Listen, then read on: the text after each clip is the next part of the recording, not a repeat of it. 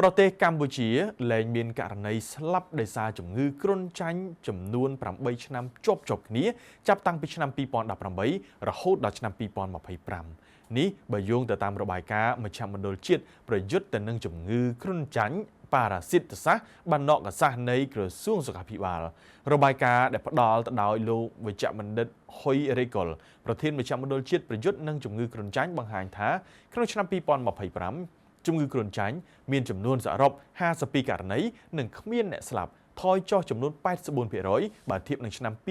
2024សម្ដេចតេជោហ៊ុនសែនបានផ្ដួចផ្ដើមគំនិតយុទ្ធសាស្ត្រជាតិលុបបំបាត់ជំងឺគ្រុនចាញ់ឆ្នាំ2011-2025របាយការណ៍បញ្ជាក់ថាមុនពេលអនុវត្តយុទ្ធសាស្ត្រជាតិលុបបំបាត់ជំងឺគ្រុនចាញ់នេះជំងឺគ្រុនចាញ់កើតឡើងជិត200,000ករណីក្នុងមួយឆ្នាំជាមធ្យមមាន130,000ករណីនៅក្នុងមួយឆ្នាំក្នុងនោះអ្នកជំងឺស្លាប់700នាក់ទៅ800នាក់ក្នុងមួយឆ្នាំរបាយការណ៍បន្ថែមថាការអនុវត្តនៃយុទ្ធសាស្ត្រជាតិលុបបំបាត់ជំងឺគ្រុនចាញ់រយៈពេល3ឆ្នាំដំបូងជំងឺគ្រុនចាញ់បានថយចុះ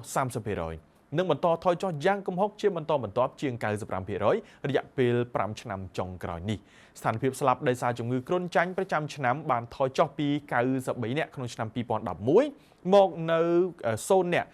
ចាប់តាំងពីឆ្នាំ2018រហូតមកដល់បច្ចុប្បន្ននេះដើម្បីឈានទៅលុបបំបាត់ជំងឺគ្រុនចាញ់ពីកម្ពុជាមជ្ឈមណ្ឌលជាតិប្រយុទ្ធទៅនឹងជំងឺគ្រុនចាញ់ប៉ារ៉ាស៊ីតសាសនិងបាណកសាសអំពាវនាវឲ្យប្រជាពលរដ្ឋចូលរួមអនុវត្តនៅវិធានការបង្ការដោយសហការជាមួយនឹងភ្នាក់ងារសុខាភិបាលមូលដ្ឋានដើម្បីសម្អាតសម្បុកមេរោគគ្រុនចាញ់នៅក្នុងសហគមន៍កុំឲ្យមូសខ្លាញីខាំនៅតំបន់ព្រៃភ្នំមូសខ្លាញីដែលជាភ្នាក់ងារចម្លងជំងឺគ្រុនចាញ់ការសម្រាននៅក្នុងមុងជ្រលក់ថ្នាំជាប្រចាំនិងការប្រើប្រាស់មធ្យោបាយផ្សេងៗដូចជាប្រេងក្រឡា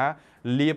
ស្បែកបង្ការមូសខាំថ្នាំលាបបង្ការជំងឺគ្រុនចាញ់ជាមុនជាដើមដែលសេវានេះនឹងផ្ដល់ជូនដោយអ្នកស្ម័គ្រចិត្តភូមិព្យាបាលជំងឺគ្រុនចាញ់និងមន្ទីរពេទ្យមណ្ឌលសុខភាព